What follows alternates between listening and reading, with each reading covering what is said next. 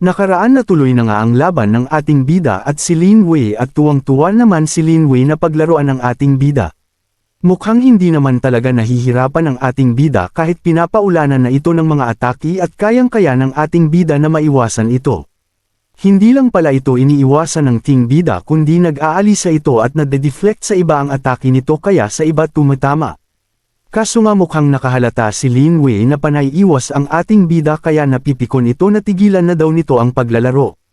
At patuloy din nanonood ang Young Master ng Imperial City ng Yun family at mukhang di ito nagugustuhan ng pinag-uusapan nila dahil nag-aalala pala ang isang kasama nito na baka daw mamatay ang ating bida at baka naman hindi daw nila ito mapakinabangan at saying daw ang talent ng ating bida kung mamatay ito ngayon. At sa pagpapatuloy ang labanan ng ating bida pati ang mga innocent ay nadadamay kaya di sila makaripos tumakbo para makahanap ng ligtas ng matatagwan. At sabi ng ating bida na siya naman ang magseseryoso ngayon kung hindi pa seseryosohin ng kalaban niya mamatay daw itong si Lin Wei. Kaya galit na galit si Lin Wei at tingnan daw ng ating bida kung makakatawa peren daw ito pagkatapos nitong tanggapin ang atake niya kaya naman hinagis ito sa ating bida ang black magic na inipo nito. Habang papunta ito sa ating bida tumatawa peren ito si Lin Wei at kainin daw ng ating bida ito ng buong buo habang nagre-read si Lin Wei na dagdagan ang pressure ng atake niya. Kaya nga dinagdagan nito ang lakas ng kanyang unang atake. Kaya nga naman makikita natin na hindi nga biro ang atake ni Lin Wei kaya ang ating bida di rin ito nagpanatag dahil seryoso daw ito. Kaso kapag hindi daw niya ito pipigilan malaking problema daw ito kahit hindi daw ito direct matamaan siya kaso maglilikha daw ito ng damage sa ibang tao kaya nga ang ating bida at nag-release na din ng aura para pigilan ang atake ni Lin Wei. Kaya nga nilapat na ng ting bida ang mga palad nito na may aura at halatang di nga ito biro dahil medyo nahihirapan ang ating bida. Sa sobrang lakas nga nito halos mapahiga na ang ating bida sa pagpigil dito at mas nilakasanaan nito ang aura niya para mapigilan ito. Kahit nagawa ng ating bida na mapigilan ito di naman nakikita na natutuwa ang ating bida dahil sobrang mapanganib daw ito di daw pwedeng mabuhay ang mga ganitong nilalang sa mundo dahil kailangan nitong magseryoso na. Kaso nakaisip ang ating bida na wag siyang padalus-delos at kinutya niya si Lin Wei na yun na lang ba lahat yun dahil may iba nagplano ang ating bida tingnan daw kung gagana kay Lin Wei. Lubos nang nagulat si Lin Wei at naiinis paano daw nagawang paalang bisa ito ng ating bida. Mas lalo naman ininis ng ating bida ito na yun ba kahit yung pet ko kayang-kayang walang bisa yun gusto mong subukan natin ika ng ating bida sa galit na si Lin Wei. Sabi nga ni Lin Wei na tama daw ginagawa ng ating bida mas nasasabik daw tung mapatay siya kaya naman saluhin niya itong atake na papakawalan niya at mag-relax lang daw ito kaya habang nagsisilite si Lin Wei unti-unti nga din kumikawala ang dark aura at seresesong papatayin ang ating bida. Habang ginawa ay Lin Wei ito natutuwa pa si Lin Wei na sabihin na ito daw ang unang makakatikim sa skill na ito kaya matuwa daw ito at maging proud pa at sobrang nakakatakot nga ang dark aura na sumasabog sa lakas sa katawan ni Lin Wei. Kaya naman lahat ng nakakakita sa ginagawa ni Lin Wei ay natatakot tago na daw sila di na daw ito biro baka daw mamatay sila sa pagkakataon na ito. Kaya nga wala na silang pakialam sa iba kaya kanyang-kanya silang alis at takbo at saan-saan sila samsuot kasi gagamitin daw kasi ni Lin Wei ang buong power nito. Sa mga nakakakilala kay Lin Wei alam na alam nilang mawawala sila sa existing ng mundo pag magtatagal pa sila sa nanunood kilalang kilala nila nga si Lin Wei. At nagpunta na nga kay Lin Wei at nasabi nito ay kung magmamakaawa daw ang ating bida pagbibigyan niya ito at magiging aso-aso nito hahaba pa lalo daw ang buhay ng ating bida. Kaya nga sumugod na ito sa ating bayoda at magpunta na daw ito sa imperno. At makikita nga ang ating bida na naka-ready eren ito habang parating si Lin Wei sa kanya na meron na itong naiisip na gawin. Grabe salong-salo ng ating bida ang atake ni Lin Wei at makikitang sobrang nakakatakot nga ang atake ni Lin Wei. Wasak na wasak nga ang nadaanan ng atake nito. Tuwang-tuwa si Lin Wei at inasahan daw nito na mawawala sa mundo ang tatamaan ng atake niya. At kahit nga nakalayo na ang ibang tao sa area na apektuhan peren sila sa atake at makikita nating hinang-hina ang iba sa pangyayari. Grabe mukhang napuruhan nga ang ating bida dahil hinahanap ng pamilya ng ating bida ito kung saan-saan at hindi sumasagot ang ating bida kaya alalang-alala itong mga kasamahan ng ating bida. At nag-iiyakan na. Ang iba dahil wala pang ang makita nilang patunay na buhay pa ito. Tuwang-tuwa ito habang nagre-release pa rin ng dark aura, wala na daw tatalo sa kanya. Wala pang ang papantay dito sa lakas niya ay ni Lin Wei na kahit sino talaga matapat niya patay sa kanya. Kaya nga pinagsisigawan pa nito at tawa ng tawa ito na siya nga daw ang pinakamalakas sa Tianyu City, hindi lang daw ito sa pangalan kundi reality na katotohanan talaga na siya nga ang pinakamalakas. At makikitang buhay pa ang ating bida at pinapanood niya ang si Lin Wei na nagyayabang mula sa malayo. At tawang-tawa nga at naiinis ang ating bida, ano daw ba pinaggagawa ni Lin Wei para daw itong bata at pati ang spirit ang pet ng ating bida ay sangayon sa mga sinasabi ng ating bida. Biglang nagtanong ito sa kanyang spirit pet kung kaya daw ba nitong maabsorb yung lahat ng dark energy ni Lin Wei pag hinarap daw nila ito. Mukhang di sigurado itong spirit pet niya pero nalilito anong sinasabi ng ating bida kasi iling ng iling itong spirit pet ng ating bida. Nagmumukhang baliw na nga si Lin Wei abang pinapanood ng ating bida dahil nagyayabang pa ito ng bulgaran at naghaamon pa sino daw ang susunod, kaya nga nainis ang ating bida at kinakausap ang kanyang spirit pet. Nakikita daw ba nito ang mga pinagsasabi nito na di alam ang kakayahan niya ay kayang-kaya mo kahit ikaw ang lumaban dyan, ewan anong marereact ng spirit beast ng ating bida at ayaw na daw nitong nakikitang nagyayabang ito. At biglang may naalala ang ating bida nung nasa Upper Immortal Realm na siya tungkol sa mga gumagamit ng Dark Cultivation dahil sa nung nasa Upper Immortal siya ang mga gumagamit ang Dark Cultivation matatawag ng mga monster species daw, at kung makukumpara sa taglay ni Lin Wei sobrang hina daw ito at di ito makakapatay isang langgam na mapaglalaroan lang daw, at dagdag pa ng ating bida nakakabilib parent si Lin Wei na nakahanap daw ito ng ibang cultivation skills technique dahil mas mabilis nga naman kasing lalakas pag Dark Cultivation ang susubukan, pero maraming masusugal pag tatahakin ito ng isang cultivator.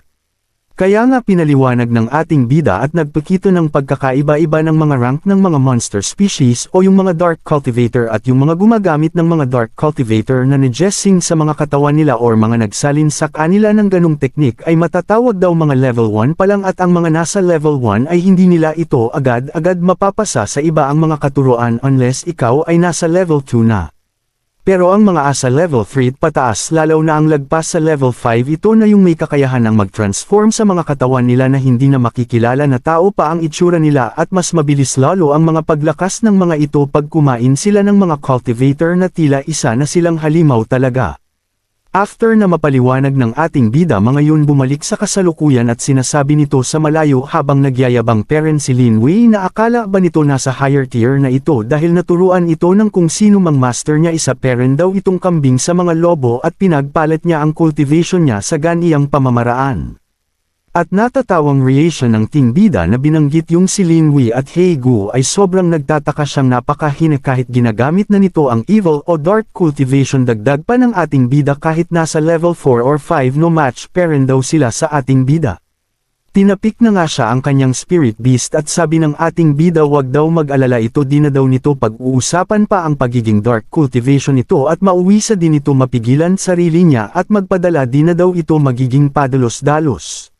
Nagwa-warm up na nga ang ating bida at magpapakita sa nagyayabang si Lin Wei at tingnan daw nito saan daw nito dadalhin si Lin Wei sa galit at sana nga mailabas nga nito daw ang buong lakas at maalis niya ito ng maayos at makita nito sino ang master nito.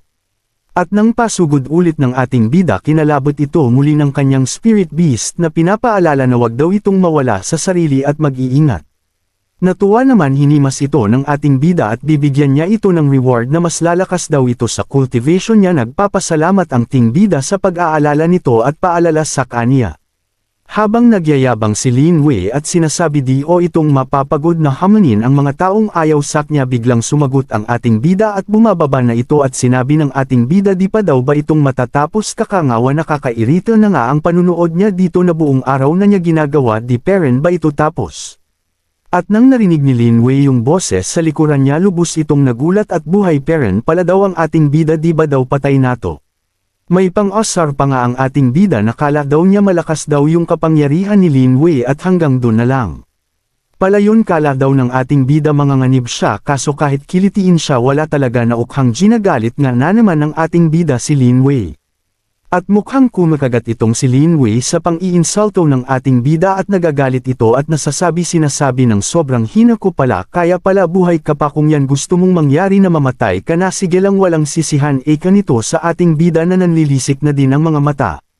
At mas inasar pa ng ating bida ito dahil sobra daw siyang naantok sa mga pangyayari pwede bang matulog una daw ang ating bida kung marami pa daw sasabihin itong si Lin Wei dahil wala daw na maayos na tulog ang ating bida talaag inaasar iya ito ng husto.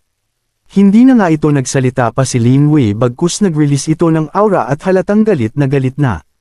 Kaya nga napasugod na ito sa ating bida at wala na daw itong pakianong mangyari sa katawan niya hangad nito na mamatay daw ang ating bida kasama niya at bubuhos daw niya lahat. Nagpaulan naman na ng suntok si Lin Wei at wala pang ginagawang function ng ating bida pero ang spirit beast pet nito ang kinakabahan. Kahit nag-all-in na si Lin Wei madali lang nakikita nagting bida ang mga pinakawalang suntok nito kahit gaano pa ito karami. May nakitang solusyon ang ating bida anong pwedeng gawin para matapos agad ang laban nila. At hinamon na din ito ng ating bida na tapusin na daw ang mga tricks na ginagawa niya.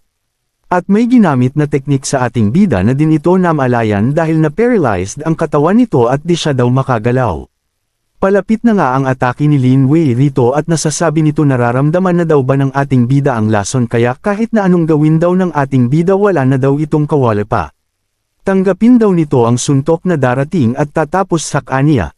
At makikitang mukhang damapo nga ang atake nito at mukhang kinagulat din ito ng ating bida na tila sumabog sa paligid ang ataking napakawalan ni Lin Wei. At kinagulat ito ng mga nanonood at ano na daw ang nangyari sa kanilang paglalaban at napuno kasi ng mga usok at alikabok ang labanan. Makikitang si Lin Wei na naman ang nakatayo at di pa pinapakita ang ating bida na din atin alam ano na naman ang nangyari sa ating bida dahil di nga ito makagalaw. Gulat ang mga manunood mukhang di daw normal ang nakikita nila. Napatakbo na sila at nangangatog na si Lin Wei at may mali nga daw sa nakikita nila. Agad naman pinaligiran si Lin Wei ng mga alagad nito at handeng-handeng makipaglaban kung sino ang susugod. Agad naman palang nakaalis ang ating bida bago palang ito matamaan gaya ng ginawa nito na nakahanap pero ng paraan ito na makaiwas sa ganung salpukan.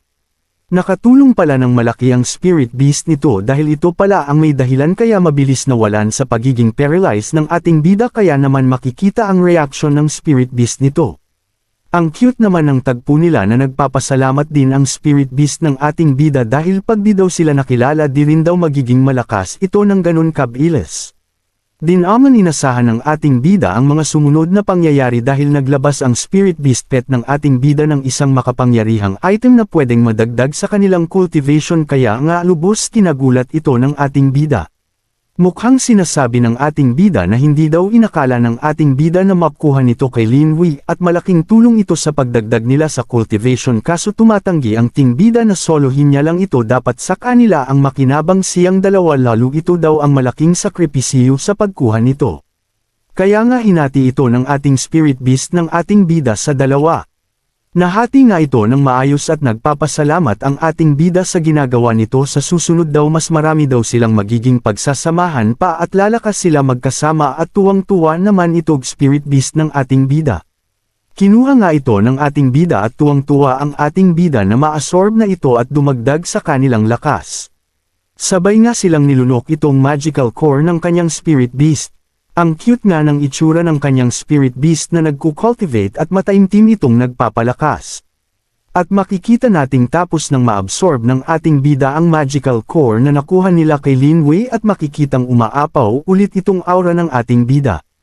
Nung lumabas ang ating bida di agad ito nakita ng mga kasamahan ni Lin Wei dahil nag-uusap pa sila kasama si Lin Wei. Habang iniinda ni Lin Wei yung katawan niya na lubos na napinsala sumigaw nga ito na parang nakakita ng multo dahil nga nakita nito ang ating bida at mga kasamahan nito ay nagugulat na natatakot at sinasabi pa nga nito bakit nawala ang cultivation nito ano daw ginawa ng ating bida sa kanya. At sinagot nga ito ng ating bida at sinabi nga ang totoo pinagpalit nito ang totoong cultivation nito para sa kapangyarihan makuha ng evil cultivation ano daw expect nitong mangyayari sa kanya pag hamina or nawala ang kanyang evil cultivation mawawala ang kanyang kakayahang mag-cultivate ulit at ngayon wala na itong silbi pa bilang isang martial artist. Di nga makapaniwala si Lin Wei na lahat ng sinabi ng ating bida ay sapol na sapol siya na this time makikita sa mukha ni Lin Wei na takot gulat at malumanay ito. At sinabi pa ng ating bida di lang ito ang nagpapakalat nito dito sa kasalukan at panahon nila at marami din itong nalinlang sa pagtutura about sa evil cultivation na masisira ang kinabukasan nila sa ganitong paraan. Dagdag pa ng ating bida na alam kong nagugulat ka na marami akong alam pagdating sa ganiyang cultivation na pinasok mo pero kahit kalyanday ko ito pinasok at ginawa ng di alam ang pwedeng mangyari sakin at pwede naman itong magawa ng maayos kung meron kang mavalawak na kaalaman sa ganitong cultivation na di masisira ang totoong cultivation mo mag-upgrade pa na lalo kang lalakas pero ang ginawa mo padalos-dalos ka Lin Wei kaya ngayon lahat nawala sa'yo na makikitang tinuturuan pa ito ng ating bida at makikitang mas maraming nalalaman ang ating bida kaysa sa patay gutom na si Lin Wei. Biglang ang sumugod ang ating bida at total daw wala na itong silbi pa at ito din naman ang gusto daw ni Lin Wei na. Mawala siya kung hindi na siya makaka-cultivate pa wala daw pinagkaiba rito. Makikitagang walang nagawa ang mga kasamahan ni Lin Wei at nagulat na lang sila at paglingon nila na tumama na solid ang atake ng ating bida rito at napasok pa nga ng dugo. At tumilapon ito nagsobrang lala sa malayo. At makikitang nagsuka na ito ng dugo at mukhang wala nang itong buhay dahil di na ito gumagalaw pa. Pinagsisigawan nga ng mga alalay at kasamahan ni Lin Wei baka daw di alam ng ating bida ang ginagawa nito baka naman din ito kilala ang Shangguan family sabi nila ito kasi ang asawa ni Lin Wei na isa pang kilalang pamilya sa Imperial City. Wala naman pake ang ating bida at makikitang unti-unti itong nagre-release nag-aura kaya natatakot na ang iilan sa mga ginagawa ng ating bida. Ang master ng Yun family nakita ang lahat ng mga nangyari sa laban nila at sinasabi ng isang alalay nito na karapat dapat daw ang ating bida na maging guard nito. Nagsalita naman itong young master na puntahan na nga daw nila ang ating bida at makabalik na agad sa Imperial City agad. Bigla naman tumingin sa isang part ang ating bida dahil ba naman biglang hindi makagalaw ang mga gustong atakihin ang ating bida. At biglang nagpakita ang young master ng Yun family na taga Imperial City at makikitang nagre-release din ito ng malakas na aura. At pagharap nito sa ating bida nagpakilala ito na siya daw si Yun fan ng Imperial City at magaling daw ang ginagawa nito sa laban nilang Lin Wei at ating bida daw ang pinakahihintay nila aya nagpunta sila rito at magiging guard daw niya ito at umalis daw na agad sila. Sumagot nga ating bida na naiinis at tinanong nito na sino ka ba at sa tingin mo sasama ako sa iyo bilang maging guard mo nahihibang Karen ba ka ng ating bida.